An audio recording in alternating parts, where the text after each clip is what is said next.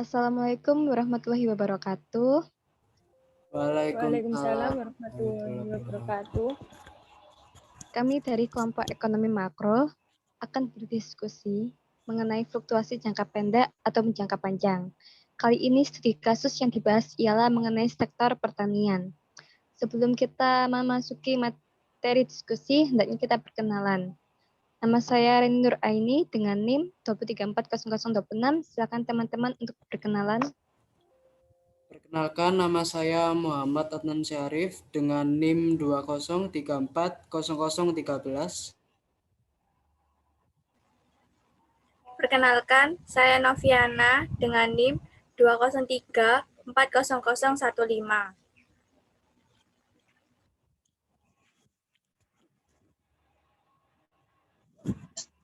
Saya Fadrilah Maufiro dengan NIM 203400031.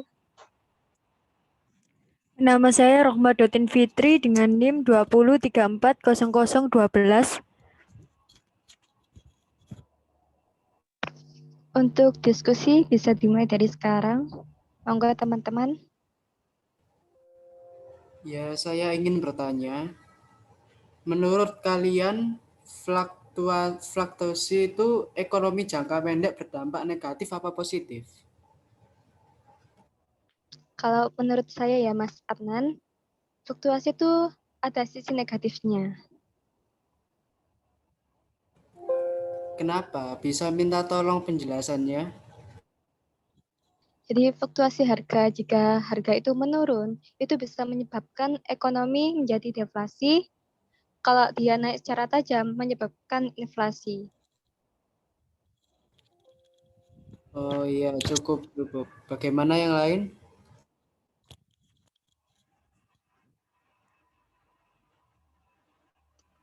Ya, paham.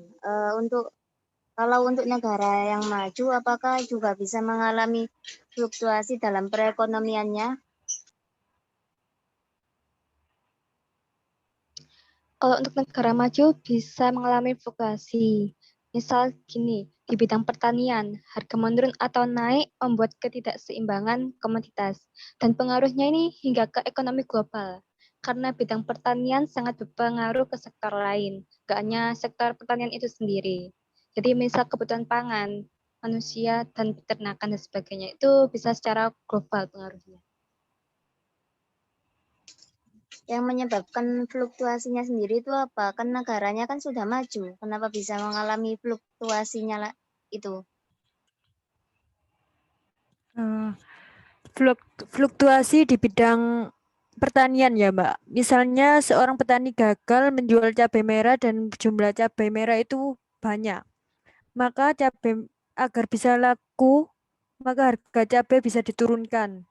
Jika tidak diturunkan, maka petani akan berhenti menanam cabai tersebut dikarenakan rendahnya hasil output dari cabai tersebut.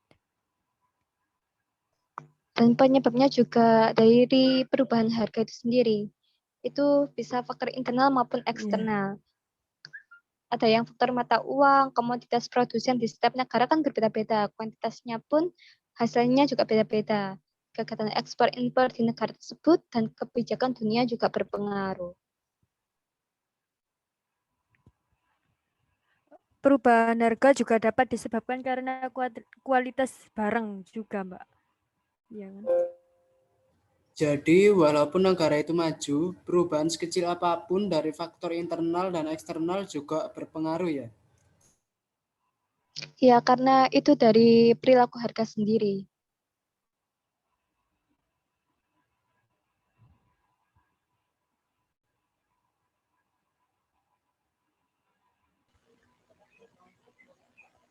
Tapi kan biasanya kalau di dalam bisnis itu kan siklus perekonomiannya itu menurun.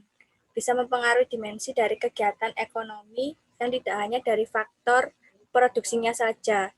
Jadi bisa mempengaruhi keuntungan perusahaan, instansi, dan dari pihak lain juga produksi yang dihasilkan. Jadi menurunnya karena suatu hal.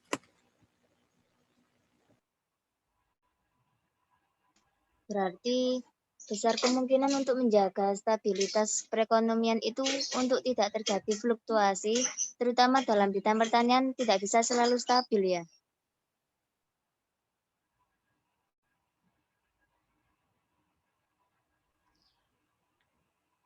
Yang dikatakan Mbak Fitri itu benar mengenai fluktuasi di bidang pertanian. Dalam permasalahan di petani sendiri itu harga jual petani dan harga jual di pasaran berbeda jauh.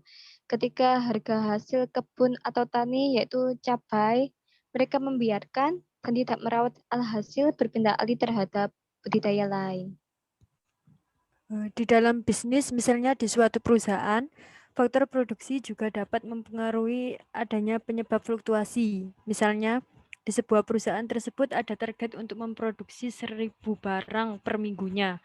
Sedangkan tenaga mesin dan tenaga kerjanya itu belum bisa memenuhi. Maka dapat juga mengalami fluktuasi karena kurangnya output dari perusahaan tersebut. Iya benar, harga dari petani langsung biasanya lebih murah ya Mbak ya.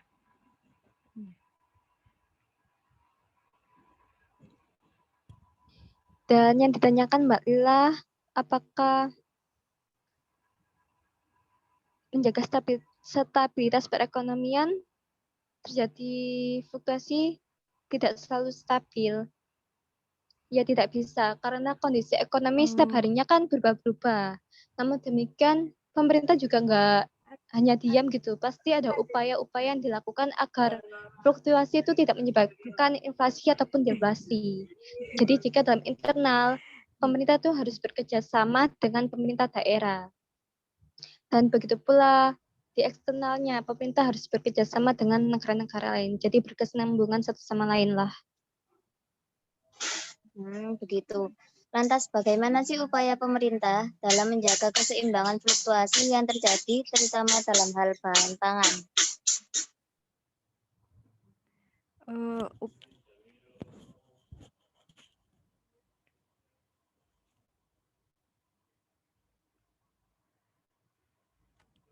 Upaya pemerintah dalam menjaga keseimbang fluktuasi yang terjadi dalam hal bahan pangan itu dapat dilakukan secara mengadakan pasar lelang agro, yaitu untuk memperpendek mata rantai perdagangan dengan cara mempertemukan secara langsung pembeli dan penjual tanpa perantara ataupun tengkulak.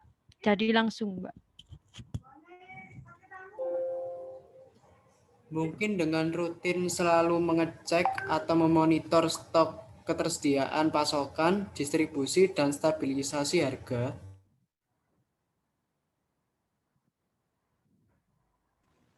Dan mungkin bisa dengan cara untuk menyiapkan cara untuk menanggulangi saat adanya kerugian gagal panen karena cuaca atau karena hal lainnya. Dan juga itu pernah di tahun 2019, pemerintah itu berupaya dengan menjaga luas lahan penanaman cabai minimal 12.000 hektar per bulannya. Dan Kepala Badan Ketahanan Pangan Kementerian Pertanian atau Kementan, yang ketuanya adalah Agung Hendriadi, biar wacana itu berjalan, nggak hanya sekedar wacana, mereka itu memberikan bantuan bibit dan produksi lainnya. Dan untuk usaha lain ketika harga cabai naik, mereka itu melakukan operasi pasar. Biar menindak siapa dalang dari pemain harga itu. Dan di tanggal 7 Juli 2019 itu Kementan juga melakukan gelar cabai murah atau GCM di 30 toko tani se-Indonesia. Dan gelaran ini tuh berupaya untuk menstabilkan harga cabai. Berarti untuk dari poinnya Mbak Fitri tadi kan penjual fluktuasi tanpa harga perantara ya. Ya. Biasanya fluktuasi harga itu juga sangat erat bergantungan dengan barang-barang komoditas pertanian yang homogen dan diusahakan secara massal. Contohnya, misal seorang petani menanam kopi dan mendapatkan keuntungan besar, maka petani yang lainnya akan tergiur dan ikut menanam kopi tersebut. Dan yang menjadi efeknya adalah maka barang kopi ataupun produk dari petani tersebut, yaitu kopi, akan meningkat barangnya dan akan menurun juga produksi massal tersebut. Dari diskusi kita, apakah teman-teman mendapatkan kesimpulan mengenai fluktuasi di sektor pertanian?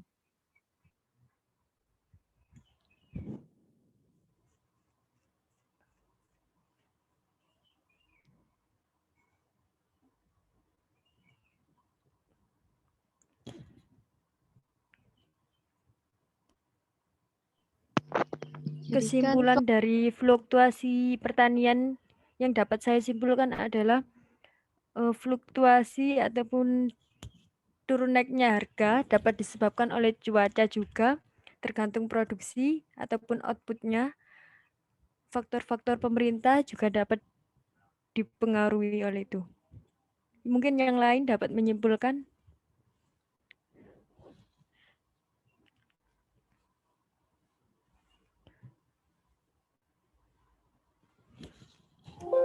Mungkin sudah cocok.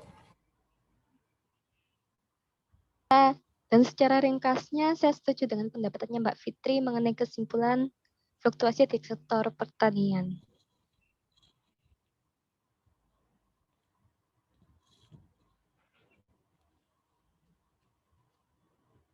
Mungkin teman-teman lain ada yang mau menambahkan?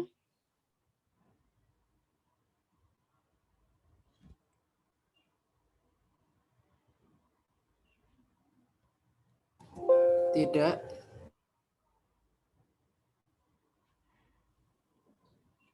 Berarti kita tutup dulu diskusi kali ini. Ya, teman-teman. Iya, Ya, sudah cukup. silakan. Ya, Ya, silakan. cukup kayaknya, Mbak. Sekian dari diskusi kami. Bila ada salah dan kurangnya, mohon maaf. Semoga diskusi kita dapat bermanfaat bagi penonton. Sekian dari kami. Wallahu muwaffiq ila aqwamit thoriq. Wassalamualaikum warahmatullahi wabarakatuh. Waalaikumsalam warahmatullahi Waalaikumsalam. wabarakatuh. Waalaikumsalam warahmatullahi wabarakatuh.